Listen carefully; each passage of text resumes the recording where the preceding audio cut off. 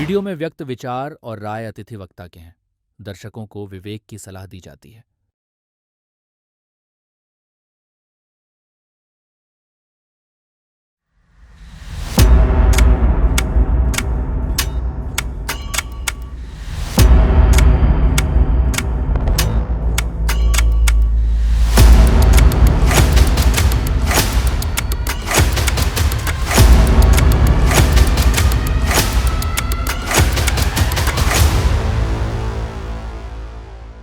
नमस्कार। आप कैसे? आशा करता हूँ सब लोग अच्छे होंगे। आपने यार पिछले वीडियो में बहुत प्यार दिया, तो मुझे लगा कि आगे भी आपको और इन्फॉर्मेशंस देनी चाहिए करके। और थोड़ा सा ड्रेसअप, थोड़ा सा तबीयत डाउन चल रहा है। तो जैसे मैंने आपको लास्ट वीडियो में बताया था बिन लादेन वाला ऑपरेशन, कि कैसे हमारी एजेंसी ने हेल्प करी और मतलब कोर्ट वोल्फ ने कैसे उस ऑपरेशन को सक्सेस किया। तो दुनिया में बहुत सारे लोग हैं यार, आज मेरे पास मेल्स आते हैं, बहुत सारे मैसेज आते हैं कि सर मोसाद ने ये किया, CIA ने ये किया, हमने क्या किया करके। तो मैं आपको बता दूं कि हमने दुनिया में वो ऑपरेशंस करे जो आप कभी सोच भी नहीं सकते, जो हमारे सीनियर्स ने, जो आपको पता ही नहीं है। तो उन्हीं में से एक ऑपरेशन की मैं आज आपके साथ एक बात शेयर करूंगा, एक ऐसा ऑपरेशन बताऊंगा जिसको जानने के बाद आपको लगेगा कि हमारी एजेंसी जो सीक्रेट सर्विसेज है, RNW है, वो दुनिया की बेस्ट एजेंसी है। वो आपको खुद को लगने लगेगा। तो ऑपरेशन स्टार्ट करूं इससे पहले मैं आपको बताऊंगा कि एक कोड जो आपको आगे मदद करेगा समझने में, कोड तोरखम। तोरखम क्या है? अगर आप अफगानिस्तान और पाकिस्तान को देखो, उनका एक बॉर्डर है। उस बॉर्डर को जो नाम है, वो उस बॉर्डर का नाम है तोरखम। ये तोरखम कैसे एक बहुत बड़ा ऑपरेशन होगा, ये आपको आगे धीरे धीरे समझने में मदद करेगा। तो आप इस नाम को याद रखना। और ये वो ऑपरेशन है जो हमने कभी शुरू नहीं किया था। इसको शुरू किया था USSR ने, लेकिन खत्म हमने किया। मतलब दुनिया के अंदर एक पहला ऑपरेशन होगा जो किसी दूसरे देश ने शुरू किया, उसको एंड हमने किया यार। तो इस ऑपरेशन को शुरू करने से पहले ये क्या था, ये तोरखम क्या था, क्या नहीं, तो मैं आपको ये बताऊं कि मैं आपको एक चीज बोलूंगा, आपको अजीब सा लगेगा सुनने में। मैं आपने सुना होगा यार, हिंदुस्तान और पाकिस्तान में बहुत सारे वॉर्स हुए, ठीक है। आप 65, 71, 99 को जोड़ोगे तो मैं आपको ये बोलूँ कि यार अगर हमारा एक वॉर 1981 में भी होने वाला था भारत और पाकिस्तान के साथ, आप बोलोगे कैसी बात कर रहे हो यार, भारत और पाकिस्तान का वॉर 1981 में हमने कभी सुना ही नहीं करके।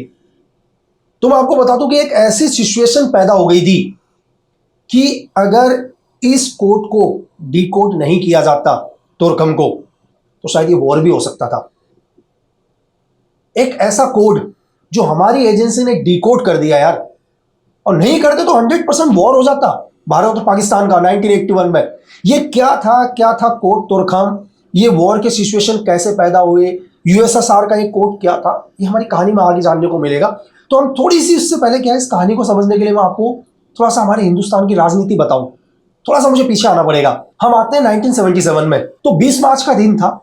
दिल्ली के अंदर हमारी इंदिरा गांधी जी अपने बेटे के साथ, संजय गांधी जी के साथ बैठे हुए थे, और उनको पूरी उम्मीद थी कि इलेक्शन का रिजल्ट आ रहा है करके, और कांग्रेस इलेक्शन जीतेगी। मतलब सबको, मतलब सिर्फ इंदिरा गांधी को ही नहीं, यहां तक कि इंटेलिजेंस ने भी ये बोल दिया था उस टाइम, IB की भी इंफॉर्मेशन थी कि मैम सीट्स तो पूरी कांग्रेस की आ रही हैं करके। तो जैसे जैसे शाम हुई तो भाई एक मातम बैठ गया इंदिरा गांधी जी और कांग्रेस में, और संजय गांधी जी बिल्कुल सोच भी नहीं सकते थे। भाई इलेक्शन हार गए, कांग्रेस पार्टी इलेक्शन हार गई, और मोरारजी देसाई 345 सीट से जनता दल ने सरकार बना ली भाई। और ये सब मैं आपको क्यों बता रहा हूं, ये धीरे धीरे कनेक्ट होगा, आपको तोरखम के साथ आगे कनेक्ट होगा धीरे धीरे ऑपरेशन के साथ। मतलब जितने दुखी, मतलब कांग्रेस पार्टी जितनी दुखी नहीं थी, उससे ज्यादा दुखी कोई और भी था। और वो दुख पता है कहां पर हुआ था आपको? वो हुआ था दिल्ली के KGP रेजिस्टेंस में। समझ गया? मतलब USSR की सबसे बड़ी एजेंसी KGP। और दूसरा इससे भी ज्यादा मातम कहां पर था? हजारों किलोमीटर दूर मॉस्को में, जहां KGP का हेडक्वार्टर था, और इसको द सेंटर ऑफ मॉस्को भी बोला जाता है। और तभी मॉस्को ने, मतलब USSR या मॉस्को ने डिसाइड किया कि जो उनके इंडिया के अंदर जो ऑफिसर हैं, जो KGP को लीड कर रहे हैं, लिएंडो सबासेन, थोड़ा सा मेरे नाम में थोड़े बोलने में वो है, तो आप वो कर लेना है, क्योंकि मेरे थोड़े से वर्ड्स में वो होते हैं और वो स्कूल लाइफ से ही है। तो उनको रातों रात वापस मॉस्को बुला दिया जाता है और वो अपनी पूरी सफाई देते हैं यार कि सर हमने कोई कमी नहीं करी थी करके। आप समझ गए होंगे कि यहाँ पर डायरेक्ट वो ये कहते हैं, इस चीज से ये अंदाजा लगा सकते हो आप कि यूएसएसआर केजीपी पूरा का पूरा सपोर्ट कर रही थी कांग्रेस को जिताने में। अब आप मुझे बोलोगे यार कि मैं एक मतलब इस देश की इतनी बड़ी राजनीतिक पार्टी के ऊपर कैसे इल्जाम लगा रहा हूं कि यूएसएसआर की केजीपी जो दुनिया की बेस्ट स्पाई थी वो हमारी मतलब कांग्रेस को जिताने में पूरी मदद कर रही थी स्टार्टिंग से ही। तो मैं आपको ये बोल दूं कि केजीपी का एक डिपार्टमेंट हुआ करता था, फॉरेन डिपार्टमेंट, ठीक है, जिसको एफसीडीबी कहा जाता है। केजीपी के एक सीनियर लेखपाल हुआ करते थे जिनका नाम था वेस्ली मित्रोकिन। तो उन्होंने 40 साल तक केजीपी के लिए काम किया और जब 1991 में यूएसएसआर टूटा और रशिया का जन्म हुआ और अलग अलग आपको पता है कि रशिया के 7 टुकड़े हुए, तो जो ये सीनियर लेखपाल हुआ करते थे या इनको भी मतलब इन्होंने इस 40 साल के अंदर बहुत सारे कोविड ऑपरेशंस पढ़े, क्योंकि लेखपाल थे तो सारा इंफॉर्मेशन फाइल्स थी, बहुत सारी फाइल्स इन्होंने पढ़ी और पढ़ने के बाद उन्होंने क्या किया, इनको लगा यार नहीं यार ये कम्युनिस्ट मतलब उनके विचारधारा से मतलब धीरे धीरे इनको नफरत होने लग गई यूएसएसआर की कम्युनिस्ट विचारधारा से। तो इन्होंने क्या कर दिया, ये रशिया से इंग्लैंड चले गए, लेकिन एक बहुत इंपॉर्टेंट चीज अपने साथ लेकर गए, वो सारे सीक्रेट डॉक्यूमेंट्स ये इंग्लैंड लेकर गए। और जब इंग्लैंड पहुंचे और उस टाइम MI5 के जो चीफ हुआ करते थे इनसे मिले और उन्होंने सीरियस सीक्रेट डॉक्यूमेंट्स पढ़े। और आपको पता है 1995 में MI5 के चीफ ने एक बुक लिखी और उस बुक का नाम था मित्रोकिन अचीव। और जैसे ये बुक पब्लिश हुई ना भाई, पूरी दुनिया में हड़कंप मच गया, भूचाल आ गया पूरी दुनिया के अंदर, क्योंकि इस बुक के अंदर सारी वो इंफॉर्मेशन थी जो केजीपी ने पूरी दुनिया के अंदर कोविड ऑपरेशंस करे हुए थे।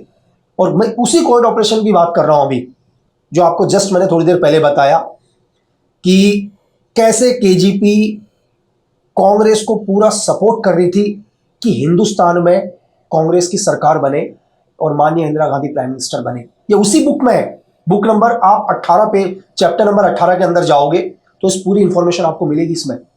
और बहुत सारे मतलब इस बुक के आने से कई देशों में तो पार्लियामेंट में इंक्वायरी बैठा दी भाई, इस बुक के आने से बहुत हड़कंप मचा था इस बुक के आने से। तो मैं आपको वही फैक्ट बता रहा हूं। अब इसके बाद क्या होता है, जैसे मैंने आपको बताया कि लियोनार्डो सबासेन को जब वापस बुलाया तो उन्होंने पूरा बताया कि सर हमारी कोई गलती नहीं है करके, हम तो पूरा सपोर्ट कर रहे थे। मतलब कांग्रेस वहां पर इलेक्शन हारी है जहां पर उन्होंने सीपीएम और सीपीआई के लीडर्स को सीट नहीं दी करके, जबकि ऐसा कुछ नहीं था। हार यहां पर सीपीएम की भी हुई थी, सीपीआई की भी हुई थी, ठीक है। तो लेकिन फिर भी उन्होंने अपनी पूरी सफाई देने की कोशिश करी, लेकिन मॉस्को को किसी भी कीमत पर भाई दोबारा सरकार चाहिए थी और उनको पता था इतना आसान नहीं है करके। वहीं पर मॉस्को ने क्या किया, एक और एक्शन लिया और उन्होंने कोड जाहिर किया, जिस कोड का नाम था कोड डिपो। इसका काम था फंड राइज करना पूरा का पूरा। इस कोड का पूरा काम था कि फंड राइज करना। इन्होंने अपना एक एजेंट जिसको कोड दिया विक्टर, और विक्टर को भेजा इंदिरा गांधी के पास एक पत्रकार बनाकर, ठीक है। और उसने इंदिरा गांधी जी को बताया कि यार आप मतलब इलेक्शन हारने के पीछे आपके क्या क्या रीजंस थे करके। लेकिन इनको ये पता था यार इतना आसान नहीं है दोबारा कांग्रेस गवर्नमेंट में आएगी करके। तो इन्होंने क्या किया, दुनिया भर के मतलब जितना हो सके मीडिया के थ्रू कांग्रेस को ऊपर उठाने की कोशिश करी, जितना भी मीडिया के थ्रू हो सकता था कांग्रेस को ऊपर उठाने की पूरी कोशिश करी और कामयाब भी रहे ये लोग। इनको पहली कामयाबी कब मिली पता है? इनको पहली कामयाबी मिली जिस टाइम मोरारजी देसाई की गवर्नमेंट में एक मंत्री हुआ करते थे चौधरी चरण सिंह। चौधरी चरण सिंह, इन्होंने इतना प्रेशर डाला क्योंकि चौधरी चरण सिंह ही वो आदमी थे जो बार बार ये मांग उठा रहे थे कि इमरजेंसी के ऊपर इंदिरा गांधी के ऊपर मुकदमा किया जाए करके, और मॉस्को कभी नहीं चाहता था। तो आप चाहे मॉस्को का प्रेशर समझो या केजीपी का प्रेशर समझो या कुछ भी समझो, आप चौधरी चरण सिंह को 1978 में हटा दिया गया, मंत्री पद से हटा दिया गया। ये पहली जीत थी केजीपी की, जहां केजीपी पूरी कोशिश कर रही थी कि इंडिया के अंदर दोबारा किसी भी कीमत पर कांग्रेस गवर्नमेंट आनी चाहिए करके। क्योंकि मैं आपको बता दूं कि 1950 से लेकर केजीपी का बहुत बड़ा कंट्रोल रहा इंडिया के अंदर, यहाँ की गवर्नमेंट के ऊपर, मतलब इनके स्पाई, अलग अलग कोर्ट से आप सुनोगे बहुत सारे। मैं आपको यहां तक बता दूं कि 1 जून 1978 को इंदिरा गांधी क्या करती है, कांग्रेस को तोड़ के कांग्रेस आई बना देती है। मतलब कांग्रेस दो हिस्सों में डिवाइड हो गई थी, कांग्रेस आई मतलब इंदिरा गांधी, ठीक है। जो कुछ एक लोग थे जो अपोज करते थे, मतलब जिनको पसंद नहीं था, अब कांग्रेस आई बन चुकी थी, इसका फुल कंट्रोल इंदिरा गांधी जी के पास था। केजीपी को लग गया था उनकी इंफॉर्मेशन के हिसाब से कि डेफिनेटली 100% मोरारजी देसाई की सरकार गिरने वाली है करके, और गिरेगी उनकी सरकार, ये केजीपी को पता चल गया था। जहां एक तरफ इंडिया में ये चल रहा था और दूसरी तरफ हम कहां जाते हैं, अफगानिस्तान में। 1978 के अंदर अफगानिस्तान में गवर्नमेंट बनी जो बिल्कुल कम्युनिस्ट गवर्नमेंट थी, ठीक है। और रशिया मतलब यूएसएसआर को बहुत बेनिफिट हुआ इस गवर्नमेंट का बनने से, ठीक है, क्योंकि पूरा कंट्रोल अफगानिस्तान के अंदर, पूरा कंट्रोल किसका हो गया, यूएसएसआर का कंट्रोल हो गया। लेकिन कम्युनिस्ट आने से वहां पर क्या हो गया, वहां के लोग खुश नहीं थे, वहां के लोगों को लगा कि ये गलत है करके, और इस चीज का पूरा फायदा उठाया यूएसए ने, क्योंकि यूएसए कभी नहीं चाहता था कि अफगानिस्तान में किसका कंट्रोल हो, यूएसएसआर का कंट्रोल हो। और जो छोटा छोटा मतलब जो विद्रोह हो रहा था, अमेरिका की सीआईए ने इसका पूरा फायदा उठाया, और आगे चलकर ये कैसे एक अलकायदा को जन्म देता है, तालिबान को जन्म देता है, ये आपको इसी कहानी में पता चलेगा कि कैसे जो अमेरिका मतलब कहता है कि टेररिज्म को खत्म करो, वर्ल्ड ट्रेड सेंटर पर अटैक हुआ, उसको जन्म कैसे दिया अमेरिका ने, ये शुरुआत यहीं से थी। तो अमेरिका ने क्या किया, वहां के लोकल्स को सपोर्ट करना स्टार्ट किया, फंड से सपोर्ट करना स्टार्ट किया, मिलिट्री सपोर्ट करना स्टार्ट किया, पॉलिटिक्स सपोर्ट करना स्टार्ट किया। 3 चीजों से क्या किया, अफगानिस्तान को पूरा मदद देना शुरू किया अमेरिका ने। लेकिन अमेरिका यहां डायरेक्ट नहीं था। मैं आपको पहले बता दूं कि अमेरिका कभी नहीं चाहता था कि वो डायरेक्ट यूएसएसआर के सामने आए करके, तो इनडायरेक्ट तरीके से उसने मदद करना शुरू किया उसका, अफगानिस्तान का। और इनडायरेक्ट तरीके से मदद कैसे करना शुरू किया कि पहली बार जो लोग आवाज उठा रहे थे, उन आवाजों को और ऊंचा करना, जो भी लीडर्स हुआ करते थे अफगानिस्तान के अंदर, सऊदी अरब के अंदर, ठीक है, उनको पूरा सपोर्ट करना स्टार्ट किया, फंड से या मिलिट्री से उन लोगों को पूरा का पूरा सपोर्ट करना स्टार्ट किया। जिसके लिए मेन क्या था, पाकिस्तान का रोल। अब पाकिस्तान की आईएसआई का मेन काम क्या था कि किसी भी कीमत पर उन लोगों तक वेपन्स पहुंचाना, उन मुजाहिदीन तक वेपन पहुंचाना जो जिहाद शुरू कर रहे हैं, क्योंकि अगर वो उन लोगों तक वेपन पहुंचाएंगे तभी वो लोग क्या करेंगे यार, यूएसएसआर की आर्मी के साथ क्या करेंगे, फाइट करेंगे। और ये धीरे धीरे आवाज धीरे धीरे ऊपर आ रही थी। जब ये आवाज धीरे धीरे आगे बढ़ने लगी, 1979 के अंदर दिसंबर में यूएसएसआर ने एक अटैक कर दिया अफगानिस्तान के ऊपर। ये अफगानिस्तान पर यूएसएसआर आर्मी का डायरेक्ट अटैक था, और इसका पूरा फायदा अमेरिका ने उठाया भाई।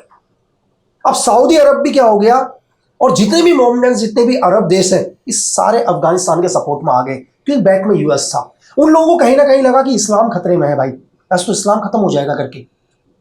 तो यहां से बहुत सारे लीडर्स निकले। मैं उन्हीं में से एक लीडर का आपने नाम सुना होगा, Osama bin Laden. Bin Laden का भी जन्म यहीं से हुआ भाई।